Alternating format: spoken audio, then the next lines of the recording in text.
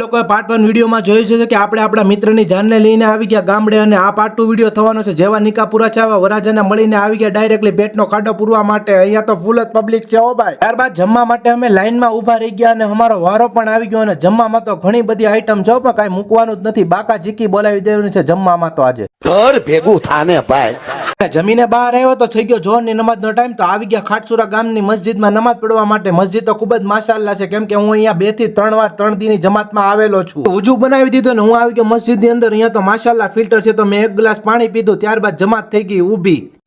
નમાઝ પડીને બહાર તરફ આવ્યા તો અમે આવી ગયા રસ પીવા માટે. ભાઈએ તો રસ કાઢવાની પ્રોસેસ ચાલુ કરી દીધી ને અમે તો રસની વાટે હતા હો ભાઈ. ત્યારબાદ રસની વાટ જોયા બાદ આવી ગયા ગ્લાસ અને બધાને મેં રસ પીવડાવ્યો ને લાસ્ટમાં મારો ગ્લાસ આવ્યો તો મેં પીધો. ત્યારબાદ અમને જ્યાં ઉતાર આપ્યો તો એ જગ્યાએ પહોંચી ગયા અને થોડી વાર આરામ કર્યો. જેવી સાંજ પડી એવી ફેસ વોશ લઈને મોઢા ધોવાનો કાર્યક્રમ ચાલુ કરી દીધો કેમ કે ધોળું તો થવું જ પડે ને ભાઈ. રૂમ ની અંદર આવી ગયા અને વરાજાની ક્રીમ લગાડીને પાછા ઢોળા થઈ ગઈ.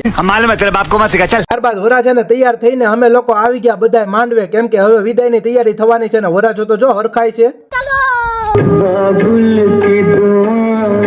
ત્યારબાદ વિદાયનું કામકાજ પૂરું થઈ ગયું. દુલ્હા અને દુલ્હનને 4 વ્હીલમાં બેસાડે છે અને સ્કોર્પિયો ગાડી રેડી થઈ ગઈ મહુવા જવા માટે ને અમે પણ પાછળ એમને નીકળી ગયા મહુવા જવા માટે. આવા રોજ મિની વ્લોગ જોવા માટે ફોલો અને યુટ્યુબમાં સબસ્ક્રાઇબ કરવાનું ભૂલતા નહીં હો.